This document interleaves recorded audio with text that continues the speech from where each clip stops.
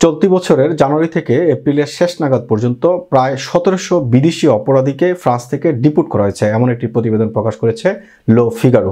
প্রতিবেদনে বলা হচ্ছে, জুনে ইউরোপীয় পার্লামেন্টের নির্বাচন, এই নির্বাচনকে সামনে রেখে অভিবাসী ইস্যুকে ফ্রন্ট লাইনে রাখতে চাচ্ছে ফরাসি কর্তৃপক্ষ। চলতি বছরের জুনে অনুষ্ঠিত হবে ইউরোপীয় পার্লামেন্টের নির্বাচন। এই পরিস্থিতিতে অভিবাসন ইস্যুকে নিজেদের ফ্রন্ট লাইনে রাখতে চাইছে ফ্রান্সের বর্তমান ক্ষমতাসীনরা। ফরাসি গণমাধ্যম লো ফিগারোর এক প্রতিবেদনে প্রকাশ, চলতি বছরের শুরু থেকে 1666 জন বিদেশি অপরাধীকে ফেরত পাঠিয়েছে ফ্রান্স। ফরাসি স্বরাষ্ট্র মন্ত্রণালয়ের একটি নথি উদ্ধৃত করে রোববার 5 মে প্রতিবেদনটি প্রকাশ করেছে লো ফিগারো। প্রতিবেদনে বলা হয়েছে, 2024 সালের জানুয়ারি থেকে এপ্রিলের শেষ পর্যন্ত জনশৃঙ্খলা বিঘ্নিত করার জন্য দায়ী 1666 জন বিদেশিকে জোরপূর্বক ফ্রান্স থেকে বহিষ্কার করেছে ফরাসি কর্তৃপক্ষ, যা গত বছরের একই সময়ের তুলনায় 28% বেশি। 2023 সালে মোট 4689 জন অপরাধীকে ফ্রান্স থেকে ফেরত পাঠানো হয়। 2022 সালে এই সংখ্যাটি ছিল 3615 জন। সামগ্রিকভাবে 2023 সালে মোট 11722 জন অভিবাসীকে তাদের ইচ্ছার বিরুদ্ধে নিজ দেশে বহিষ্কার করতে সক্ষম হয় ফরাসি কর্তৃপক্ষ। এই সংখ্যাটি 2022 সালের তুলনায় 22% বেশি। ফরাসি স্বরাষ্ট্রমন্ত্রী জেরাল দারমানার মতে, এই বহিষ্কারের হার বৃদ্ধির জন্য প্রশাসনিক আটক কেন্দ্র, বিপজ্জনক অনিয়মিত অভিবাসীদের অগ্রাধিকার দেওয়ার সিদ্ধান্তই দায়ী। 2017 সাল থেকে ডিটেনশন সেন্টার বা আটক কেন্দ্রগুলোতে প্রায় 65টি নতুন জায়গা বাড়িয়ে মোট 2000-এ নিয়ে আসা হয়েছে। 2027 সালের মধ্যে প্রায় 3000 সংখ্যায় উন্নীত করতে চায় ফরাসি কর্তৃপক্ষ। স্বরাষ্ট্রমন্ত্রী জেরাল দারমানার উপস্থিতিতে চলতি সপ্তাহের শুরুতে ফ্রান্সের লোয়ারে অঞ্চলে একটি নতুন প্রশাসনিক আটক কেন্দ্র উদ্বোধন করা হয়েছে। বহিষ্কৃত ব্যক্তিদের সংখ্যা বৃদ্ধির ব্যাখ্যা করতে গিয়ে স্বরাষ্ট্র মন্ত্রণালয় জানিয়েছে, এটা নতুন ফরাসি অভিবাসনের আইনের প্রাথমিক ফল। এই আইন 1000 ব্যক্তির বিরুদ্ধে ফরাসি অঞ্চল ত্যাগের আইনি নোটিশ জারি করতে সহায়তা করেছে। আগের নিয়মে এটা সম্ভব ছিল না। নতুন আইনের মাধ্যমে সন্ত্রাসবাদে জড়িত বেশ কিছু ধর্মীয় ব্যক্তিকেও ফ্রান্স থেকে বহিষ্কার করা হয়েছে। চলতি মাসের 20 এপ্রিল এক ইমামকে আলজেরিয়া ফেরত পাঠানো হয়। এছাড়া মার্চ মাসে তিনিজিয়া এক নাগরিককে বিমানে উঠতে বাধ্য করা হয়েছে। এছাড়া মাদক পাচারে জড়িত বেশ কিছু অপরাধী, চুরির দায়ে সাজাপ্রাপ্ত সাব সাহারা আফ্রিকার অনেক নাগরিককেও নিজ দেশে ফেরত পাঠানো হয়েছে।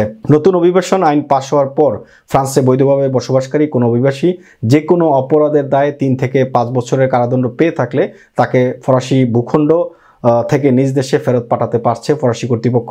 এছাড়া কোনো অভিবাসী জনশৃঙ্খলার জন্য গুরুতর হুমকি বহন করলে সেক্ষেত্রে অভিবাসীকে বহিষ্কার করার অধিকার রয়েছে সরকারের। আগের নিয়মে যারা 13 বছর বয়সের আগে ফ্রান্সে এসেছেন, একজন ফরাসি নাগরিককে বিয়ে করেছেন, 20 বছরের বেশি সময় ধরে ফ্রান্সে আছেন, অথবা নিজের সন্তান ফরাসি নাগরিক, এমন ব্যক্তিদের ফৌজদারি অপরাধের দায় বহিষ্কার করা যেত না।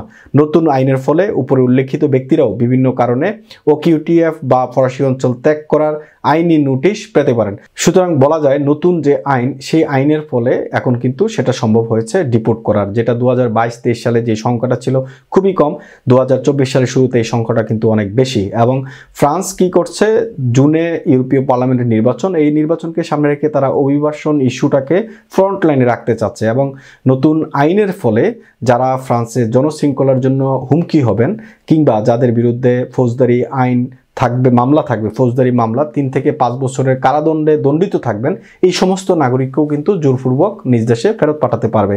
তাছাড়া 13 বছর বয়সের আগে যদি কেউ ফ্রান্সে আসে, সে যদি ফরাসি কাউকে বিয়ে করে, কিংবা 20 বছরের বেশি সময় ধরে ফ্রান্সে বসবাস করছে, তার সন্তান ফরাসি নাগরিক, তাদেরকেও কিন্তু ফেরত পাঠাতে পারতো না। কিন্তু এখন নতুন আইনের ফলে তাদেরকেও ফেরত পাঠানো সম্ভব। তো পরিষ্কার মেসেজ যে তারা ডিপোর্টের প্রতি তাদের নজরটা একটু বেশি, এবং ফ্রান্সে থাকলে ফ্রান্সের আইনের প্রতি শ্রদ্ধাশীল থাকতে হবে এবং আইনকে শ্রদ্ধা করে কিন্তু চলতে হবে।